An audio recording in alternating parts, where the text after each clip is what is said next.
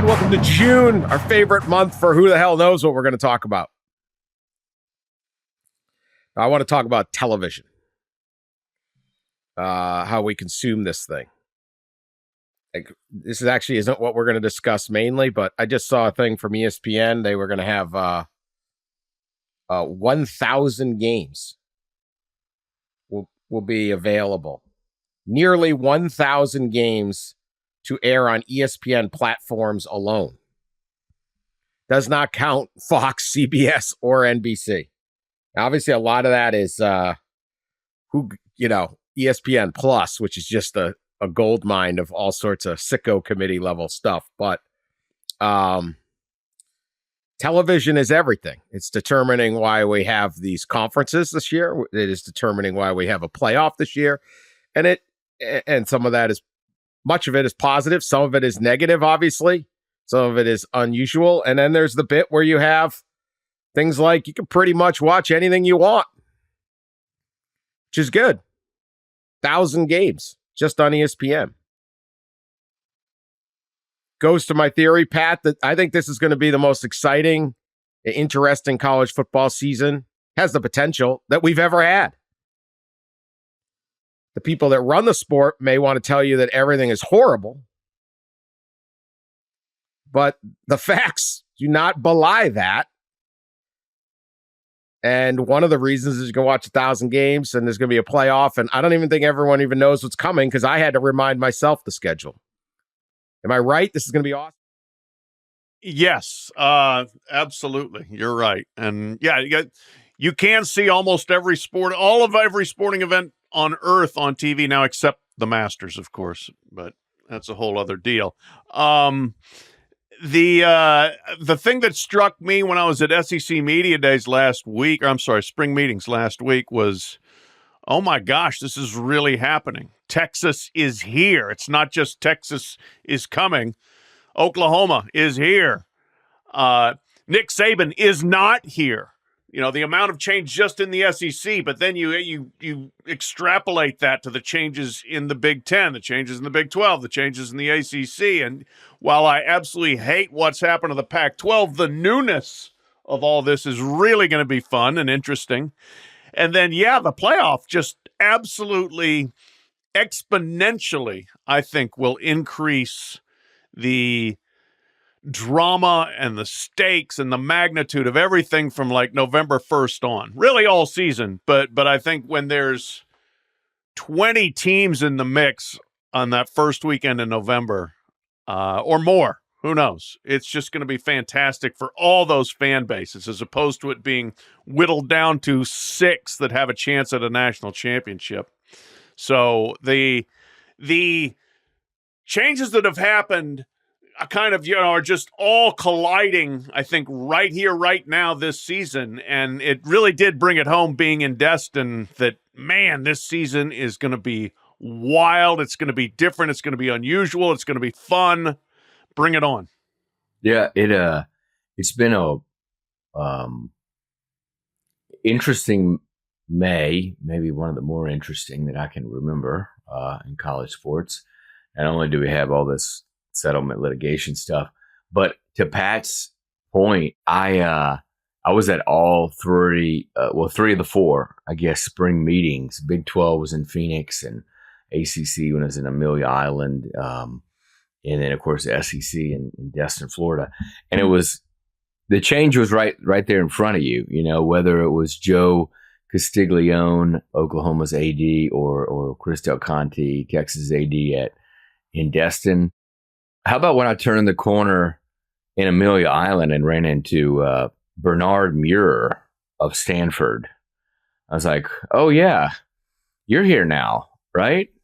So it's just bizarre. And then, of course, in Phoenix, you know, you've got Utah and Colorado that are in Big 12 meetings, the Arizonas as well. As a part of all this, too, there's all the litigation stuff. It's crazy when you think about the change. The rapid change that's happened. At one of these spring meetings, I can't even remember which one, I was telling somebody that I don't know that any industry in America has changed as quickly and almost violently as college athletics has the last 3-5 years. I think that all of those, no question. I mean, it's definitely different. It's going to be weird. You're going to see Oregon in a Big Ten standings. We don't have the Big Ten West to kick around. The Big 12 is going to be this total free for all. No one's got any idea what's going to happen there week to week, probably. And a lot of the stuff is, jarring and violent change and different stuff. But I think for when you're sitting there on like October 19th and Texas and Georgia are playing a conference game, you're going, oh, all right. What television did by blowing up the Pac-12 and causing these things was create more big-time games. And we can recognize what was lost and oppose some of it, but we also can acknowledge that it's going to be more big-time games. And more games are going to matter. And there are going to be a lot of great things that are going to come out of this. And as more and more of these TV deals come out and go. And I wanted to get to the playoff on this and the relationship, kind of the soft battle that the NFL and college football are going to wage on each other in the next few years, and maybe how college football positions itself. And I don't know if it really matters unless you're an executive at a television network. But as we know, the playoff is coming, and they do not have a very good playoff schedule set up yet. They need to do something with the actual season schedule and try to organize this. But the first round games, the 4 first round games, which will be on campus this year, this will be 5 hosts 12, 6 hosts 11, 7 hosts 10, 8 hosts 9. These, to me, are going to be it's going to be one of the most anticipated weekends of all time. And we're going to have 1 game on Friday night, December 20th, and 3 on December 21st, Saturday. Now, that Saturday is going to go head-to-head with the NFL. The NFL does not normally allowed to broadcast on Fridays or Saturdays. I'm going to bring up some tremendous, I love legislation. Well, the Sports Broadcasting Act of 1961 says the NFL cannot broadcast a game starting Friday at 6 local time within 75 miles of a high school football or college football game taking place at the same time. So in part of their rule to get antitrust exemption and be able to have things, all the things that allow it to go on, that's why the NFL is not on Saturdays or Friday nights. And basically you're protecting the gate. This is 1961, but protecting the gate for local high schools, which need a Friday night, right? You don't need the Chicago Bears playing on Friday night and taking all the money, all the kids, all the people that would have gone to a high school game out or college. I don't think anyone at this time could have envisioned what television would be, but this is the deal they have. Now, that only starts from the second Friday of September to the second Saturday of December, which is why traditionally the NFL has put a couple games on that Saturday afternoon right before Christmas. And I always like that because college football was kind of didn't have anything going on.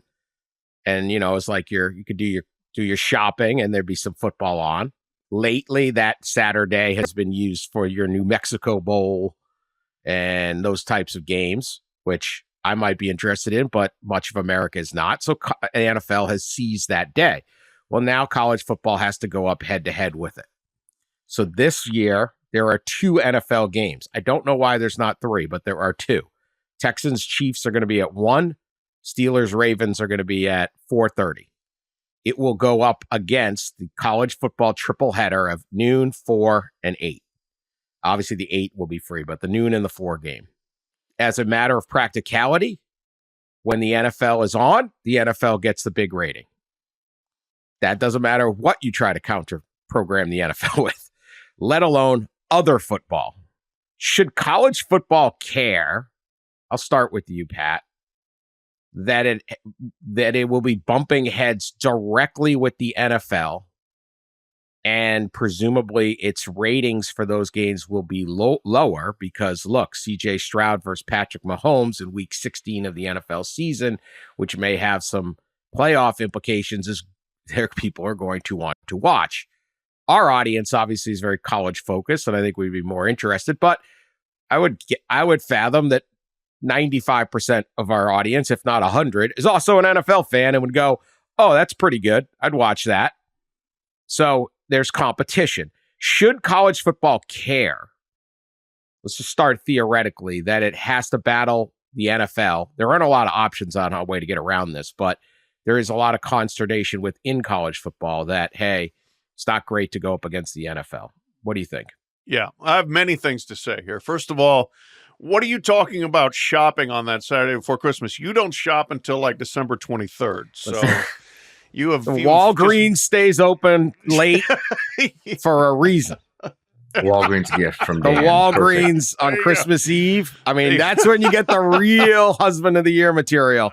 I should at least go to CVS. God. Get the $4.99 box of chocolates or whatever. Is CVS better than Walgreens? No.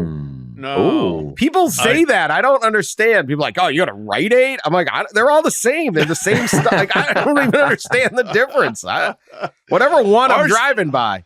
Anyway, we've got a CVS near us that's lacking in service. My kids deserve Walgreens at 11:30. Yeah. So, okay, that's point number one. Point number two, 1961 apparently was the last time the NFL ever lost anything when that Broadcast Act was created. That's interesting. I did not know that even existed until now. They didn't know what they were losing. They were clowns. No, they didn't. They didn't. Yeah, it took, I'm going to give you one quick thing. It took Richard Nixon, this came out on these tapes. The Nixon tapes came out because everyone wanted to listen to find out like what he did at Watergate, which was like historically impactful. I was fascinated that he had this, he kept trying to get Pete Rozelle. They used to black out playoff games even in the NFL in the city, even with a sellout. Even with a sellout? Even with a sellout. So the Washington team was playing a playoff game, and Nixon, I would have presumed he would have had a way around this at the White House. Okay, but he wasn't going to be able to watch the playoff game that weekend. I don't know. They get a better. I don't know. They have cable then, but my God, it's the White House, right? He lobbied to put it on TV because people in Washington were driving to Philadelphia to rent like motel rooms or let's go to and watch the game. It was ridiculous. So Richard Nixon's like college football is like all-time hero, and he got him to do it. But anyway, they didn't know what they were doing, so they signed this deal, and it's the only thing stopping the NFL, as I will get to, from just blanketing games. Right, they'd be the NBA and NHL, like we'll play anytime, right? MLB, double headers, we don't care if we get TV. They'd put Mahomes. You'll be like, Mahomes is playing 26 games next year. How's that working? Anyway, go ahead. Okay, good history lesson. I'm really on it. I'm on it. Yeah, you are. You're on a heater here today. But to answer your actual question, no, the college football should not care about what the NFL is doing. As you said, basically it's inescapable. You're going to have conflict with them. You can't avoid them completely. Do your own thing. Get your own audience. You're going to have a big number still. And I think especially now, we are much more in a multi-screen, multi-game culture. People can watch both. I'll watch both, except I'll probably be covering one of the college ones. But whether it's at a sports bar, whether it's in your house, you'll get two screens and you'll watch both the NFL and the college. You can't avoid them. You're going to have to battle them some, and you can't let ratings dictate everything. Lord knows it has dictated enough in college athletics for the last decade or more, but eventually you got to make your peace with, okay, there's going to be a Saturday where we're going to have games and they're going to have games. Proceed. Well, they certainly are, to get back to one of Dan's questions was like, do they care? And boy, they do care. Like the college football playoff folks, the leaders there, the commissioners, they certainly are well aware of this fact, which is why there was talk, at least last year, it's kind of died down now, of shifting the regular season so that you would, and there still is, I think that's still a possibility, although probably not until a little bit maybe down the road, but shifting the regular season up a week and shifting everything up, including championship games, conference championship games, up to Thanksgiving or off of Thanksgiving, and then, or I'm sorry, on Thanksgiving from the first week of December. And that way, the idea would be to play the first round the second weekend of December, so that you have it right. You have it open that Saturday, and you're not competing against the NFL. And then the quarters would be right against the NFL where the first round is, and then the semis. The goal is like the semis on New Year's Day. I don't know if that's ever going to happen, that lineup, but it would at least, because there's 4 rounds, right? 1, 2, 3. Isn't there 4 rounds? Yes, 4 rounds. So 2 of the 4 rounds are impacted by, like currently the way it's scheduled, by the NFL, right? The first 4 games are competing with the NFL. And then the semifinals are on a Thursday and Friday in January to avoid the NFL wildcard weekend, I believe, that weekend, that playoff weekend.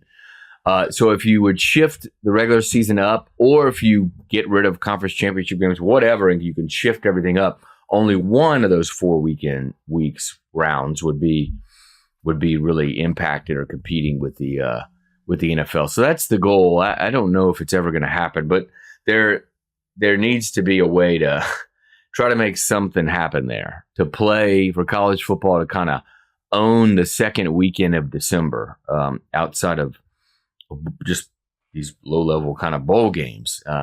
So that's the goal. And then you also prevent a too late into January championship game, which we'll have for the next 2 years. It's like, what is the championship January game? Like 20th. 20th. Yeah, it's crazy. Third weekend of January, you get into the NFL playoff buzz and all that stuff. So we'll see if it ever happens. They shift it up. They certainly want to.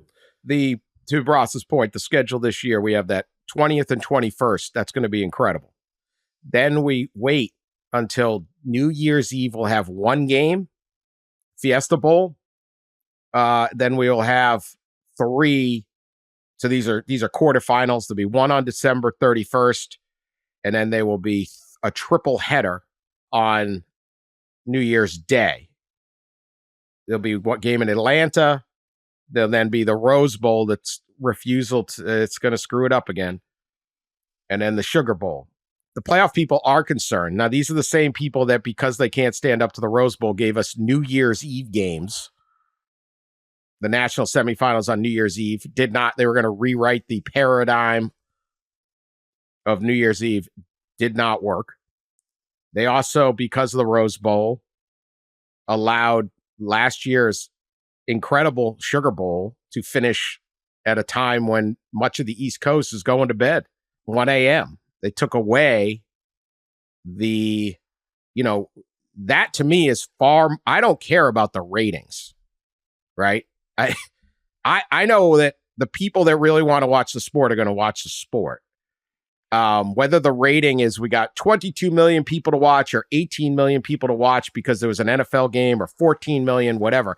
I want the 14 million that would want to watch no matter what to be able to watch. And so when you're running a game that ends at 1 a.m, that's the arrogance of the leadership of college athletics. It's totally ridiculous. You screwed people over, and I think they're just surrounded by rich people and boosters, and they don't realize, like, no, I drive a FedEx truck and I got to be there at 6 a.m. I can't stay up till 1 to watch Washington and Texas down to the wire. I just can't. Or I got whatever it is. You shouldn't have to watch football. So I got bigger problems with those types of things than whether or not you go head to head. I agree with you, Pat. I think, listen, you switch back and forth. You might even draw some people in. I don't know. You got people watching football. How do we know these games are going to be good on week 16? You don't know. And college football is going to take a whack out of the NFL too. Like it's not like 0 people will watch the college football game. Not at all. So their numbers are going to be down, and I think you got to bite back because NFL wants to do like, okay, we talked about that Friday. You can't play a game until on Friday at after 6:00. Once again, they're doing a Black Friday game, 3 p.m. They did it last year. They have a 3 p.m. kick on Black Friday. This was new last year, and they're doing it again. Raiders, Chiefs. Believe me, anytime they want to take a smack out of college football, Mahomes shows up. It's like their secret weapon. Like, not only are we going to do this. And Taylor's boyfriend. Yeah. Mahomes. Good luck, NFL. You'll be competing with the Egg Bowl. The Egg Bowl. So how about college that? football is countered with the Egg. Yes, the Egg Bowl is off the Thanksgiving night game, which I do not like, but I believe the sheriffs in the state of Mississippi do because the fans were drinking all day at their Thanksgiving parties. And then the Egg Bowl broke out, and they just all nonsense erupts. Yeah, they moved that. I wouldn't have done that, but hey, whatever. I don't know. Was Texas A&M going to now be the Thanksgiving game? I'd be surprised. No, I don't think so. No, there were questions about that at SEC spring meetings, and what's going to be the Thanksgiving game? I don't know. Yeah, unknown. Good question. The NFL NFL not an SEC game. Yeah, it takes both sides to agree to play on that. Any game really, the right to agree. You got to have both sides, and I don't think that it's hard to get for as long as the Egg Bowl was on Thanksgiving. I think it was hard to get agreement from two teams that want to play on that day, on a holiday, and for a long time they did it, but wasn't able to make it work to continue it. And I'm kind of sad too. I mean, I grew up with the Egg Bowl on Thanksgiving night. I was a student when the Egg Bowl was mostly on Thanksgiving, and it's you have your turkey and your dressing and your side of Egg Bowl. Yeah, I mean, it's great. It's usually at least a comedy involved in there too. It's like watching. Oh yeah, the game was 98% bad. It's like you don't have to watch Home Alone on Thanksgiving night or something, so the family can get around and laugh. Some guy's going to do a dog peeing celebration and get everyone fired. Truly one of the great moments in college football history. It really is. Anyway, all right, so we have that. I would like to see them figure out how to move the season up and or get rid of conference championship weekend. Either one, and get the playoff going sooner. I would like New Year's Day to have the 2 games. I would like the Rose Bowl to move to 4, not 5. 4, 1 hour, 1 hour, people. Good luck. 1 hour. Sun will go down right at the end of the game. It'll be all right. We can't be having that sunset after later than the end of the third quarter. Here's the other 2 things the NFL are discussing that may impact. One is we'll start with the easy one. One is Goodell wants to go to 18 games. They currently have 17 games over 18 weeks. He wants to go 18 games, and I'm still a little confused on this, either 19 weeks or 20, and get a double 2 buys. I'm not sure how they're going to figure this out. They want to cut a preseason game. Now, I don't know whether that means the season would shift into Labor Day, which college football owns. The NFL has not wanted that. But they want to move the Super Bowl all the way back to President's Day weekend in the middle of February.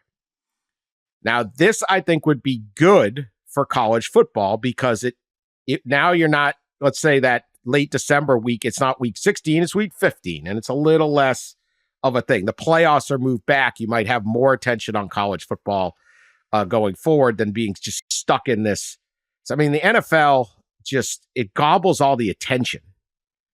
Even on something like ESPN, which obviously is super committed to college football, they're not, for whatever like the daytime shows are, or the debate, they're going to be talking NFL playoff, seeding, the games, the coaches getting fired, all that stuff just gobbles up so much airwaves, just neutral radio shows around the country, it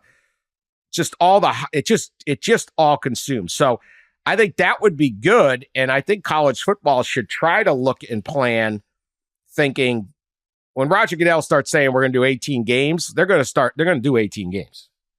Yeah. I mean, yes, generally speaking, Roger is the voice of the owners. The owners get what they want. And if that is more revenue, guess what?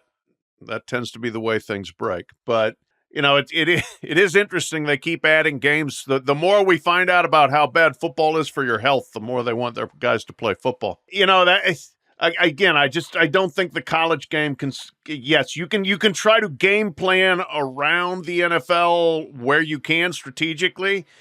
And if they can move up the season and not have it end January 20th or 21st, that would be good, I think, because you're putting a long time grind on the college athletes to, be engaged and go to camp in late July and be playing until late January.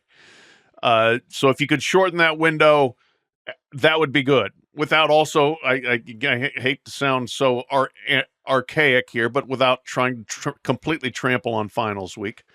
But you can't spend your whole existence just trying to avoid the NFL. It's not possible.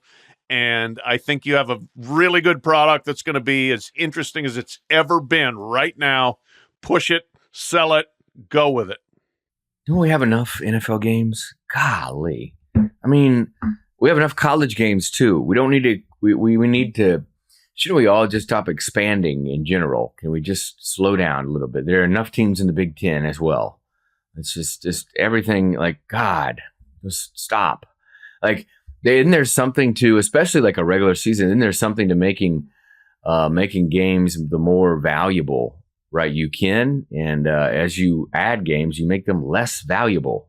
And it's just, this is just, it seems like it's getting a little too much. Dan, you mentioned, we talked about moving the college football regular season up, and you also mentioned the second option, right, which is eliminating conference championship games. I think we've talked about this quite a bit and had a story about it over the fall, is that the more they expand the playoff, the more, the less valuable that conference championship games become. And coaches will tell you, I think, and they have definitely told their ADs and commissioners, is that we don't want to play a conference championship game anymore if we're going to have to play 4 or maybe later 5 playoff games. They expand to whatever. Eventually, you continue to expand. So yeah, those in some leagues, I think those are going to eventually go away. It's going to be hard in leagues, as we've discussed before, like the SEC, because it brings in so much money and it's such a massive event for the fans in that league, I think. But the coaches, it's starting to get where they're letting everybody know that they don't believe that conference championship games should continue to exist if the playoff is going to continue to expand. So that opens you, right? That could conceivably open you up for a weekend where you can shift the playoff up a little bit. I wonder if a team could opt out. Ooh, that would be interesting. Let's say Ohio State this year is 12-0. Okay, 12-0. They've beaten Oregon. They've beaten Michigan. They're rolling. And they say, hey, we need to go play a game. You got to play Oregon again. Now they would probably get it, and they'd say no. Now maybe they would lose their top 4 bid. I guess that would be why you'd have to play it. So I guess you'd get a week off one way or the other. But I agree. I think the conference championship game, I've been at many SEC games. They're fantastic. The whole scene in Atlanta is great. To a lesser degree, the Big Ten in Indianapolis is good, but it's not, those games have rarely been super competitive. It's less necessary. They've expanded the league so much. I don't even know what winning, it's just sort of this weird thing. You don't want those rematches. You don't need, you might have to move the tradition of Michigan, Ohio State off the final game of the season because of the far less interesting tradition of the Big Ten championship game, because you don't want to play in 2 weeks in a row.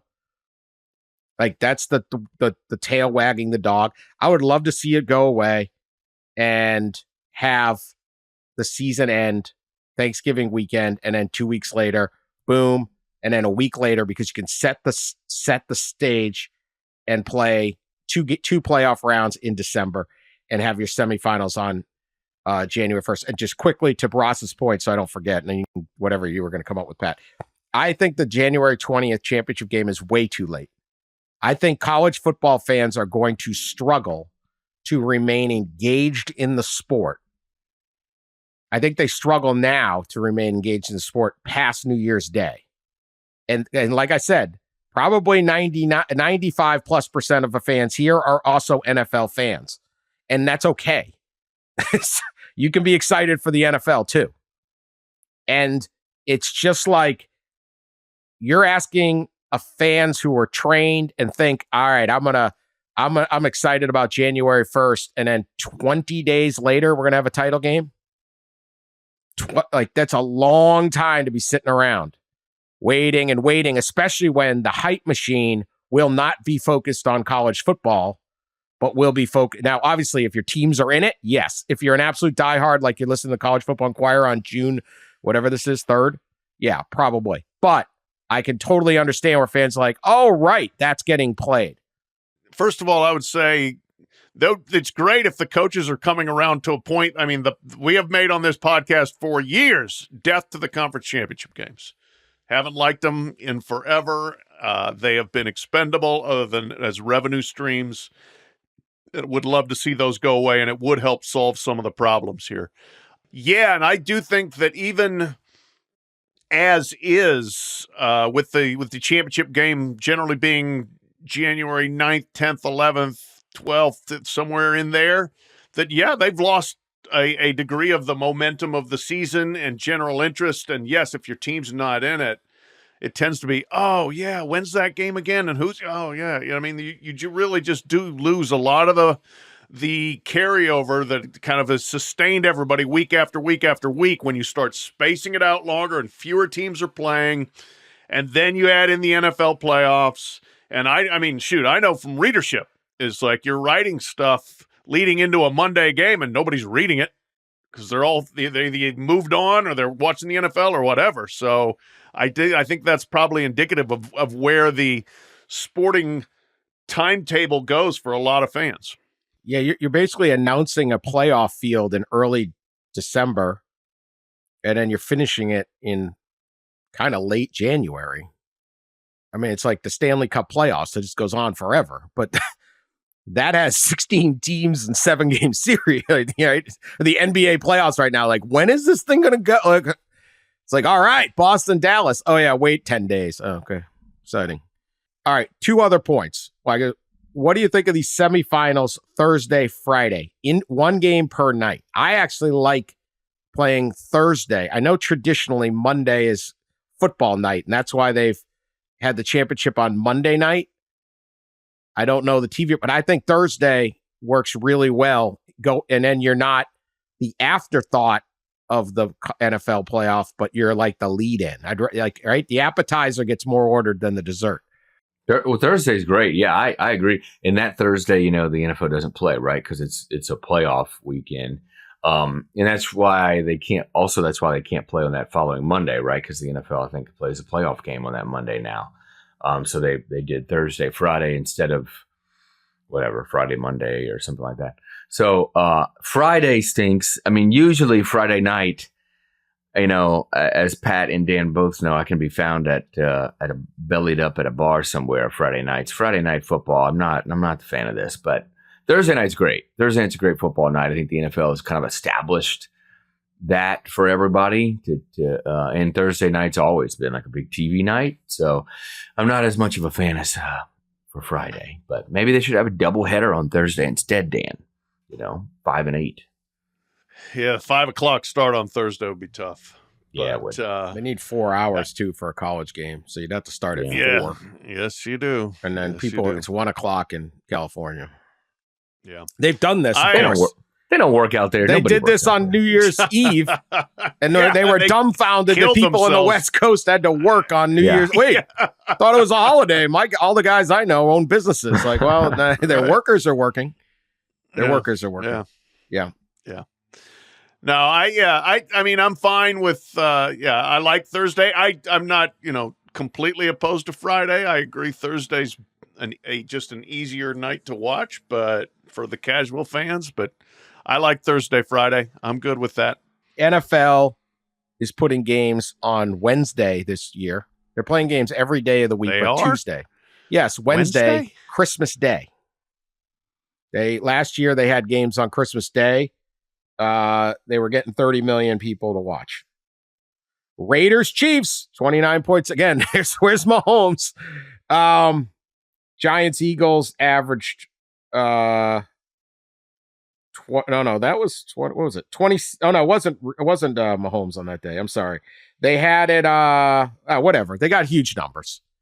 And that used to be the NBA's day.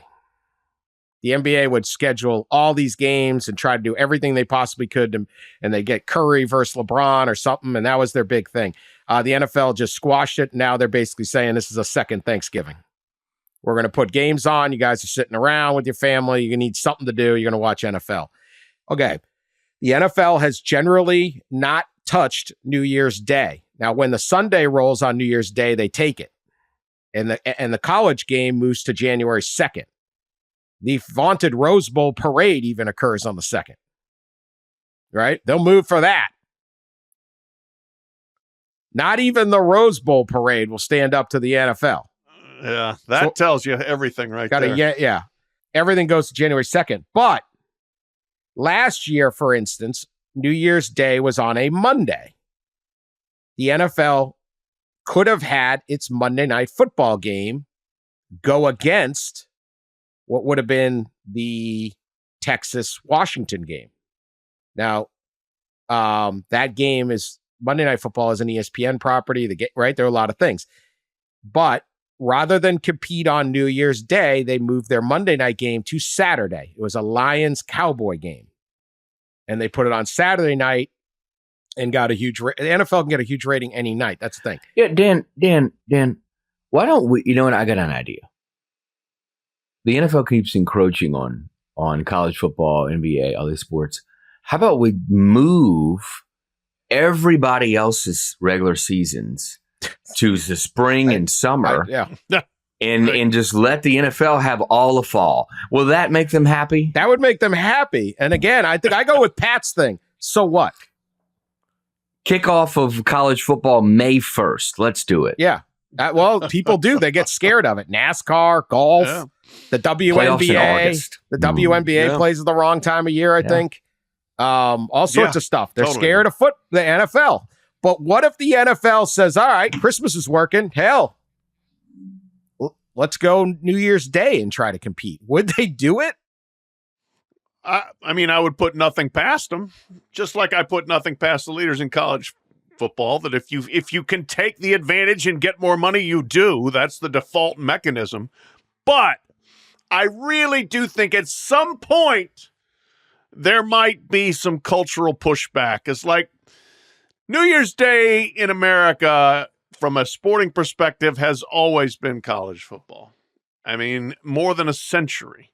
And I think eventually we might reach a point where it's a bridge too far and people are like, you know what? Don't do that. And maybe push back. Maybe they wouldn't. Maybe the people will be like, so what? The Cowboys are playing. I don't care. But I think at some point there has to be some level of recognition that there's something else in the atmosphere, in the world, in the universe that's worthwhile other than the NFL schedule. Well, you know what, too? The NFL probably, we're talking about scheduling and the competition between college football and the NFL, but what about now this revenue sharing piece, right? And we've seen the underclassmen total, those leaving early for the NFL, drop considerably, right? I'm sure it will continue to drop. There's going to be maybe a little competition when it comes now that college football players will get direct payment.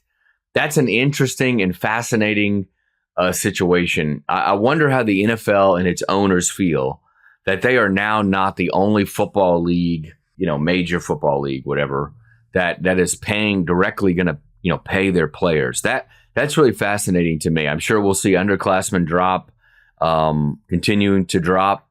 And it's just, that's an interesting dynamic that excellent point. So the proverbial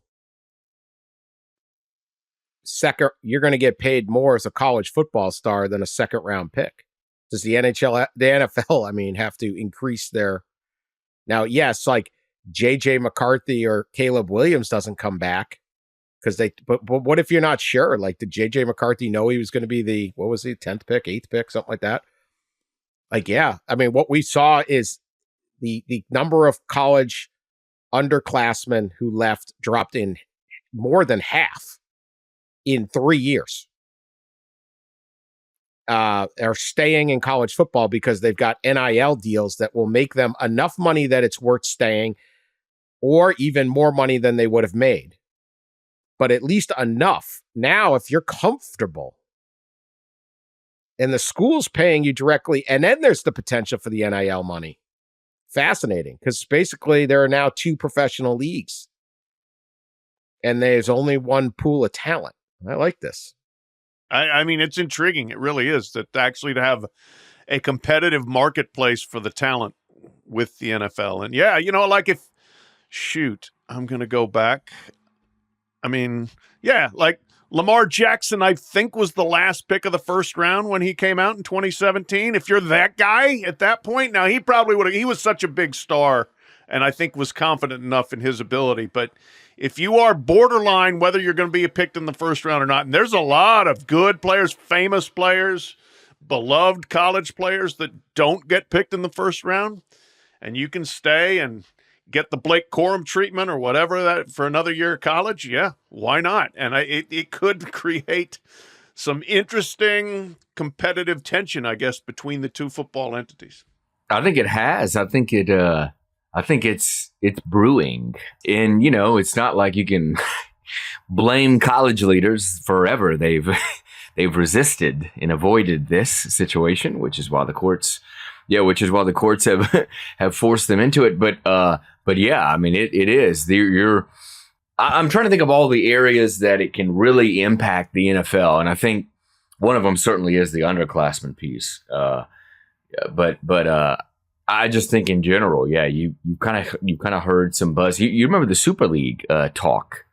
There was I think it's been pretty widely reported. There was one of the NFL's executive was involved, Brian Rolap, I believe, in the Super League discussion.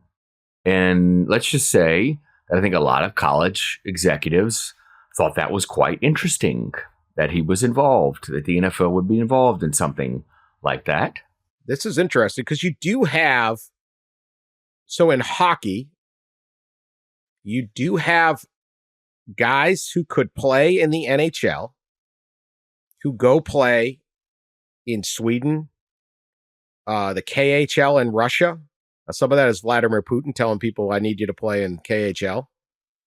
Putin stocks his favorite team in the KHL, the ultimate dictator move. Shocking. It's just true. It's fantastic. Imagine like it's just like Rick Stansberry stocking his bass pond. Yeah. If you're going to be a dictator, make sure your team wins the KHL every. Like, hey, I can wage war. You know what? You sign it. You're signing with St. Petersburg or whatever. I think it's St. Petersburg. So funny. Total rigged. Everything's rigged, including the. But you do have guys that are like, nah, I want to go. I don't want to. I like living in Sweden. I'm going to play here. I make enough money, or they come to the NHL for a little while. Fascinating concept that I had not considered. But the idea that, because one thing about what we saw with the college guys is it's not necessarily can I make more, but am I making enough? Because the old trope was every college athlete is broke. A lot of them are from like, oh my gosh, if they don't make $1 in football, they'll never make $1 again. They'll go back and fall into poverty or cry. Like that was always like the trope, which was never true. But right, oh, this is the only way out. The only way out of this steel town or this blighted neighborhood was football or basketball. And it's like, actually, no. And if you look at half the NBA, it's like Steph Curry's like dad was an NBA star. And like, you know, Bronny James was unimpressed with whatever the hell revenue sharing you're going to get because they're going to be billionaires. The idea that you're sitting there going, look, I'm only making tuition, room, and board. I can't really afford a nice car. And now you go to the parking lots of these things and it's like everyone's got an incredible vehicle, and hey, I'm making Blake Corum to me is like it could be the Blake Corum could be that like figure. Like I came back, made like $600,000-700,000, became a legend, and now I go pro. That was better than being a 4th-round pick somewhere last year. And in 30 years, when Blake Corum is still making money signing autographs or whatever the hell they do with that in 30 years, because he's a legend to this fan base, like there's value long-term. And I think when you have agents now, not uncle, your uncle making the deal or your AAU coach making the deal, the agent's sitting there weighing the options saying, I go back, I'm going to get this much. I got this. Hey, you're going to make, maybe it's even more. I don't know. Very, very interesting. Without question. And you know what? Travion Henderson may be this year's Blake Corum. We'll find out. And you look in basketball, Zach Edey stayed in college, and he's going to be a hero in West Lafayette for the rest of his life. And if after the NBA he wants a job, some Purdue alum's going to say, come work for me. No doubt about it, that's going to be, it should be something that players strongly consider, because it can set you up for life if you handle your college career the right way while you're making money there. Yeah. I mean, imagine coming out of college with that kind of money. Most people just want to come out with no debt. I mean, if you can make it out with no debt, you are so far ahead of everybody. You could come out with like bank. Eesh, even if you don't go, but fascinating. That risk reward is no longer, I got to get to the league as fast as possible or else I'm going to blow my knee out and I'm dead. That, and thankfully, because that wasn't helping anybody. All right, we're going to be back with more right after this. All right, speaking of more revenue, Ross Dellenger report. Good job as always, Ross.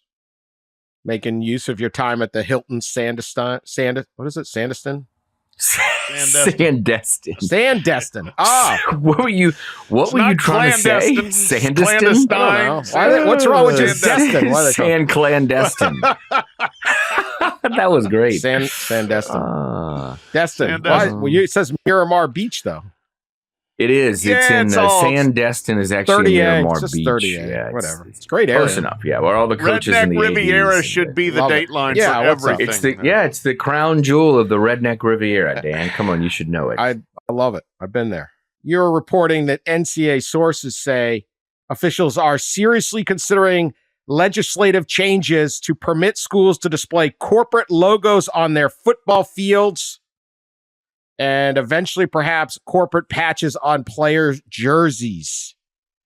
So the purity of the jersey, now that kind of went away when they threw I always thought when they put a swoosh on the Penn State jersey. Like the beauty of that Penn State jersey was just this white, it was just white and like that was it. Then they put the swoosh on, so that's a corporate logo. But you could have the, Ed's tractor trailer.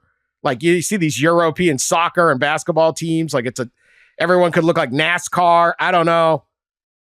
We have things like Kroger Field. Like we have sponsors already around it. They're just diving all in. What's the word here? Are we going to get that? Are we going to get the Penn State jersey presented by, Happy Valley Electronics? Well, I think a couple of things here. Yeah, I mean, in light of all the House litigation, the revenue sharing, athletic administrators are scrambling to find more revenue, untapped revenue streams, and I think one of them is our corporate logos on various things, right, including the football field, which I think is probably going to happen before the jersey situation. I think jersey patches are still a couple years away, if I had to guess. It's not as far down the road as the field logos. I think we could see corporate field logos as soon as this season, certainly by next season. So on I believe Thursday, the NCAA Playing Rules Oversight Committee, Dan, will meet to discuss this and potentially kind of approve schools to put corporate logos on the field. Right now, the rule is that whatever logo or name is on a field has to be it can only be the name of the naming rights corporation who has the naming rights to the field or the stadium. Those are the only ones that can be on the field. And now they're gonna open it up to whoever. And what the proposal that I've seen is you could have 3 different areas on the field where you could put a corporate sponsor name or logo, which is at each 25-yard line, and then at midfield. To me, the most fascinating thing about this is who's going to take who's going to be the first school to remove their traditional midfield team logo and replace it with, say, Buc-ee's or Walmart. It's gonna happen, right? It's too much money not to happen. And if you're trying to if schools are trying to make up 25 to 30 million a year in revenue sharing plus additional scholarships, plus maybe back damages, all that stuff, it's 25 to 30 million. Let me just making calls about how much this would produce in revenue. A 25-yard line logo at a big major conference school, Ohio State, Alabama, is going to fetch at least $1 million a year, which tells me a midfield logo could at least fetch, I don't know, 4, 5, 6, 7 times that amount. So somebody's going to do it eventually. I'm just fascinating to see who in the Power Conference or who specifically maybe in the Big Ten or SEC might take that leap. Dr. Pepper at Baylor. Mm-hmm. At midfield right there, baby. Yeah, that's your correct answer. Yeah. This to me, I just find all this a little bit comical. Like I'm stunned the rule was still in place. I mean, are we really worried about the purity and sanctity of the playing fields in college athletics? Look around. Look what's happening. Go get the freaking money. The Boston Celtics, to me, outside of the Yankees probably have the most tradition, in pro sports. Second, I would say the Boston Celtics, and you're going to see them should they ever get around to playing the NBA Finals with a Vistaprint advertisement on their jerseys. If the Boston frickin' Celtics presented by Vistaprint can happen, then yeah, I think we're okay with going ahead and putting our logos wherever the hell they want to put them. And since they're all just trying to scrape together 2 nickels to get by, I got no problem with it. I mean, obviously, I prefer no. It's not, like, I'm not making the money.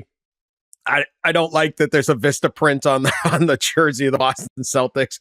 I don't like it, right?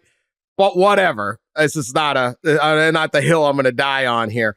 The funny part is going to be who you get. Because, like, okay, you think about it and you go, all right, like, Alabama's going to get Mercedes-Benz, right? Something like that. They got that big Mercedes-Benz logo is going to be on the Nike. Oregon's just going to have a huge swoosh in the middle of their stadium. I mean, they're not even well, that's cool. Maybe like Michigan, you got the auto and like Chevrolet, General Motors, like that big shield of General Motors. That's a nice looking thing, right? Oh, bring me Maction, baby. Bring me Maction. That's where you get. Well, you get Akron Electronics. Akron copiers and stuff. I mean, it's just going to be fantastic. You get the Sun Belt. Like, it could be anything. It's going to be because that's the thing with the bowls, right? It's like the Rose Bowl presented by Prudential, right? Or something like that. All right, that sounds kind of, or I don't even know. What is it? The FedEx Orange Bowl. I can't even remember. Tostitos. And then you get down to like right? Like 2 guys in a truck visit Kalamazoo Bowl, right?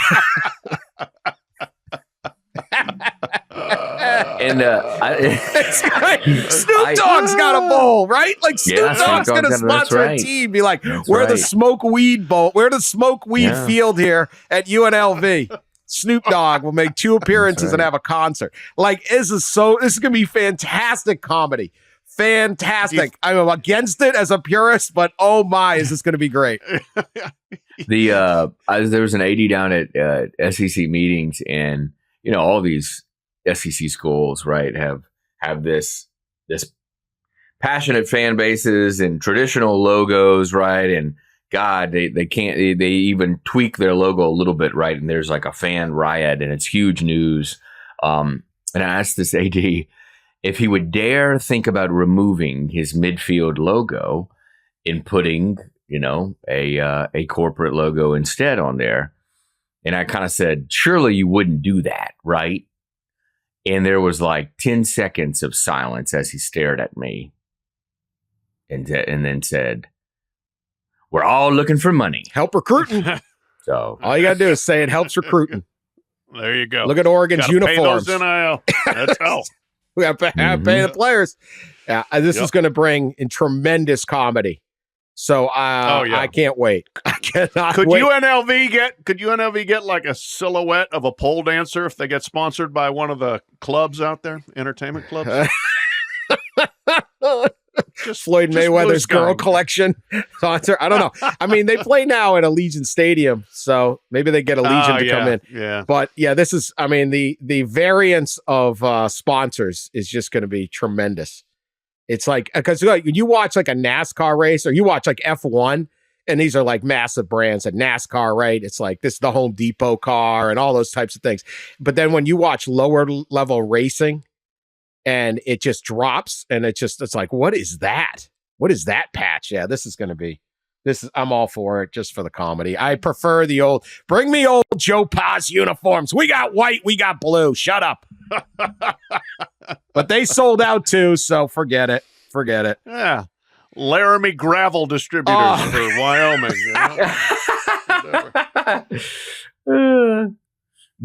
By the way, there are certainly more avenues here. Obviously, jersey patches and field logos, but the naming rights thing, right? You're going to probably see things get new names, I think, for naming rights deals. But one of the things Trev Alberts, Texas A&M AD, said at Media Days was about, hey, instead of like looking for ways to generate more revenue, how about we reduce expenses? And that's just something that's been very hard for administrators to do. But I think we're going to see that as well coming, especially in the Big 12 ACC. They're in a little bit more difficult position. I mean, and this is something that came up at Destin in some of the meetings, but Big Ten in SEC, I mean, they kind of got the $25-30 million on the way, right, with the new TV deal and the CFP money. But the Big 12 and ACC really don't. And they're really going to have to find more ways. And I would not be surprised at all if you saw plenty of Big 12 and ACC midfield. And maybe they weave the traditional logo in with the corporate. I don't know how you could do that at midfield, but you're certainly going to see a lot of 25-yard line corporate sponsors. That's for sure. And there's even ways to increase the revenue within doing this, which is doing a different sponsor per game, right? Spreading it out to different sponsors. I think that came up with some administrators down there, or even some with like a real, again, in the SEC, a real traditional midfield logo. Maybe you could see the midfield logo different, like a corporate logo, just one game per year. Maybe you have it just one game or something like that. So you could switch it up. See that too. There's a lot of different things they're toying with. They're going to do it all. And again, some will try to go classy. Like it's the Rose Bowl game presented by Prudential. Yeah. And then you've got the Pop-Tart Bowl where we literally have a live mascot cooked in a toaster and then comes out and the winning team eats them. So we are going to get all of it. So I can see haughty ass Michigan football presented by General Motors Corporation, right? Yeah. Like very serious, yes. And then Eastern Michigan presented by National Coney Island Chili Dog. Damn right. Like, I mean, come on, let's do this. All right. What I think is hilarious is the family donor names that are on like coaching and AD positions is the most absurd thing.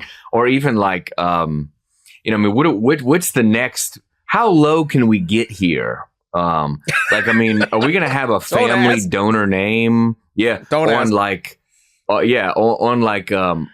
a parking garage. Sure. What's the next thing? The Johnson Family Parking Garage. Why not? Here at the University of Alabama. Nevin Shapiro had a lounge at Miami. The Nevin Shapiro Player Lounge. Of course he did. Yes, of course. And it wasn't, and that was not the kind of lounges he normally took the players to. A bar and a stripper pole in the back. He had a stripper pole. He tried to put a stripper pole in his luxury box. Yeah. That was one of his better moves.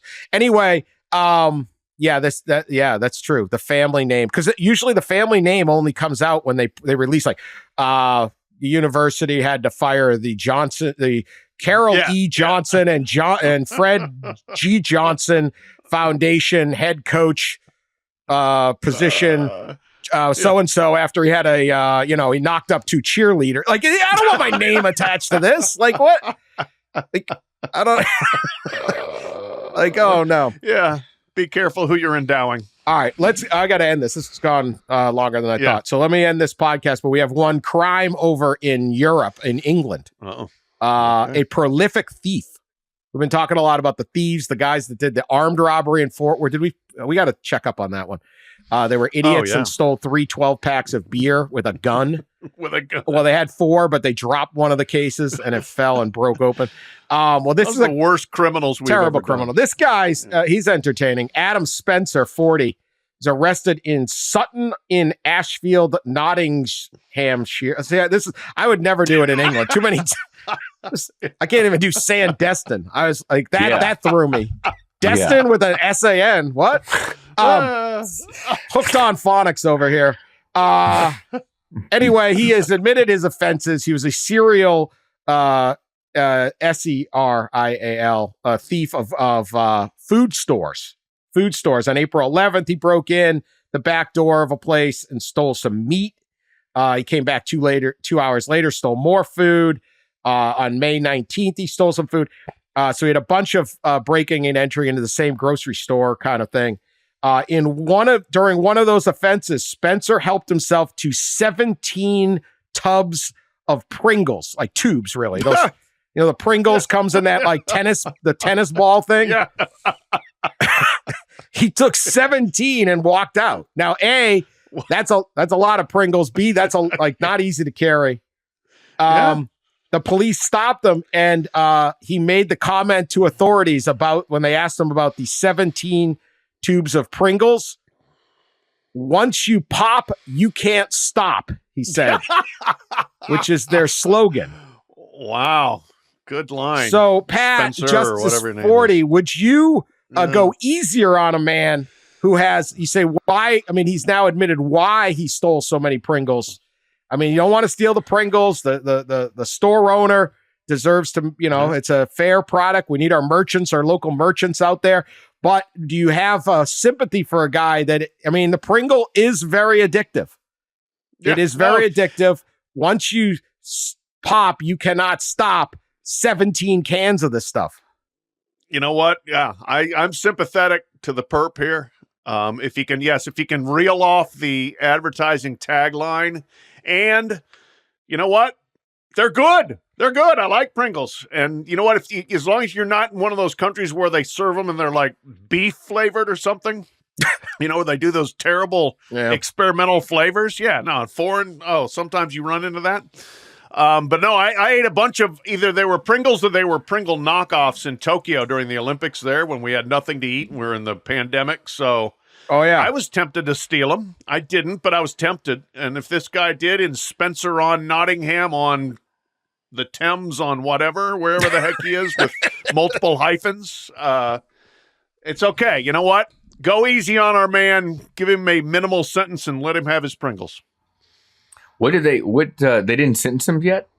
6 months. He got 6 months. 6 months. I don't know. That seems a little stiff, doesn't it? I mean, repeat offender. I don't know. Pat is right that the 7-Eleven in Tokyo is absolutely off the hook. Oh, it's fantastic. I have the Pringles flavors from Japan. Pringles, I don't even know. Pringles, Japan, Hokkaido, butter, scallop flavor. See, butter scallops? Shoyu scallops. Not just scallops. Butter shoyu scallops flavor. Japan seaweed flavor. Oh, God. Hakata, I don't even know what that is. Nagoya chicken wing flavor. Tokyo 7-Elevens were crazy. They were. It was right by that bus stop near my hotel and the train. and that thing's open all night. You can get beer in there, but you go in and you're like, what? The Pringle aisle is just, it's terrifying. 7-Eleven got me through that Olympics, so I owe them. Thank you, 7-Eleven. All right, that's our show. We got on long enough. We'll be back later this week with more college football talk and excitement. Please continue to listen to us. Thank you.